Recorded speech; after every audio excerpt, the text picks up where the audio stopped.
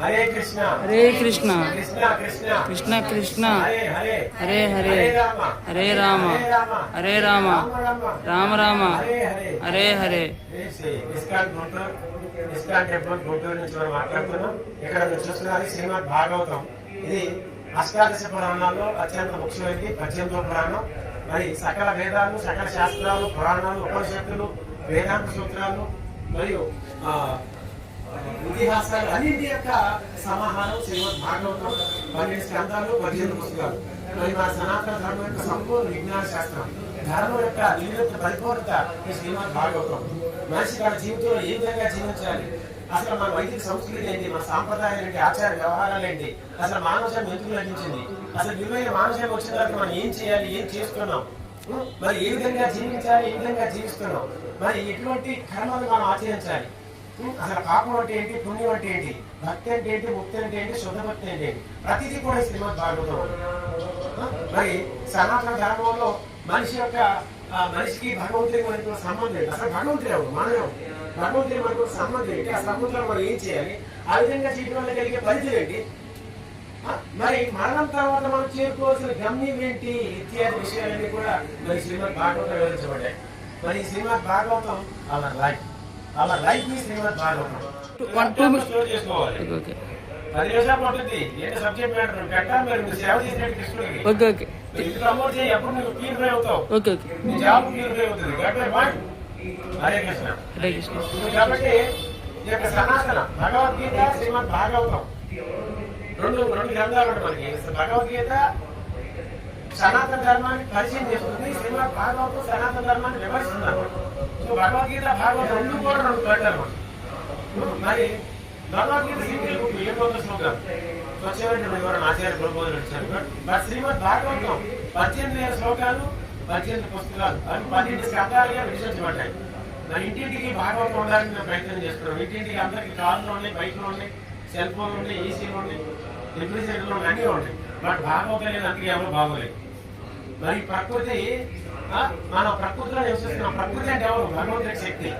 మరి ఒక ప్రభుత్వ పౌరుడిగా మనం ఒక దేశ పౌరుడిగా జీవిస్తున్నప్పుడు దేశం యొక్క చట్టాలు తెలుసుకోవడం ఎంత ముఖ్యమో, అలాగే ఈ ప్రకృతిలో నివసిస్తున్నప్పుడు ప్రకృతి చట్టాలు అంటే ప్రకృతి నియమాలు, దాన్ని భగవంతుడి చట్టం అంటారు, అది తెలుసుకోవడం కూడా అంతే ముఖ్యం. కానీ ప్రస్తుత సమాజం ఎవరు భగవంతుడి చట్టం కూడా తెలుసుకోవట్లేదు. నా దగ్గర కోట్ల రూపాయలు ఉంటాయి, నాకు కార్లు ఉంటాయి, బంగారు ఉంటాయి, భూములు ఉంటాయి, నేనెందుకు భగవంతుడి గురించి జనాలి, ఎందుకు భగవంతుడి గురించి తెలుసుకోవాలి, భగవంతుడి చట్టం నాకు అవసరం లేదు అని చెప్పి విధంగా మనం మూర్ఖులాగా ప్రవర్తిస్తున్నాం అన్నమాట. కాబట్టి అది కాదు. మనం ఈ శరీరం కాదు, ఆత్మ. కాబట్టి భగవంతుడు పరమాత్మ ఆయన యొక్క అంశాలు. కాబట్టి మరి ఆయన మనల్ని ఎందుకు అవసరం, ఈ యొక్క మానవ జన్మ మనకి ఇచ్చాడు. ఈ భౌతిక ప్రపంచంలో మనం ఎందుకు వచ్చాం, ఆధ్యాత్మిక ప్రపంచంలో భగవంతుడితో మనం ఎల్లప్పుడూ ఉండవలసిన వాళ్ళు వచ్చి ఇక్కడ భౌతిక ప్రపంచంలో పడ్డాం. మరి ఎందుకు ఇది కష్టాలు పడుతున్నాం, దీన్ని చాలా బయటపడాలి. అసలు ఆనందం అంటే ఏంటి, మరి మనం అనిపిస్తున్నటువంటి ఆనందం నిజమైన ఆనందం అనేది ఎల్లప్పుడూ కూడా సంబంధంలో వస్తుంది అనమాట. ఈ ప్రపంచంలో అనేక రకాల సంబంధాలు ఉన్నాయి. ప్రతి ఒక్కరు అనేక రకాల సంబంధాలు పెట్టుకుంటారు. ఎందుకోసం? ఆనందం కోసం.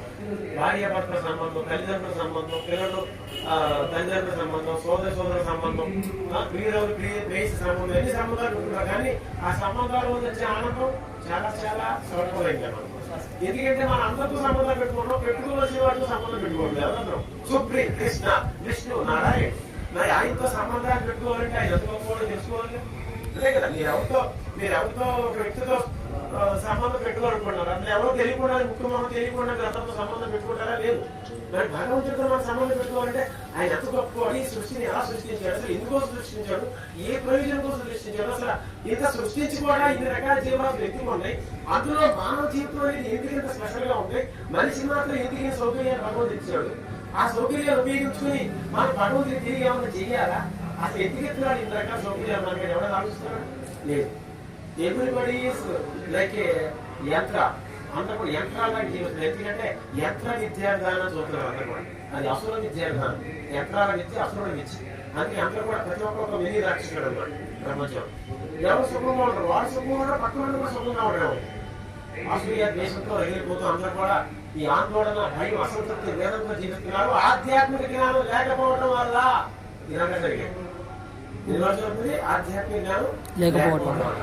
మరి ఆధ్యాత్మిక జ్ఞానం మరి ఎక్కడున్నది భగవద్గీతలో ఉంది, శ్రీమద్ భాగవతం ఉంది. శ్రీమద్ భాగవతం పరమోన్నతమైనటువంటి దివ్య జ్ఞానం. భగవంతుడికి మనకి ఉన్నటువంటి ఆ సంబంధ జ్ఞానాన్ని ఈ యొక్క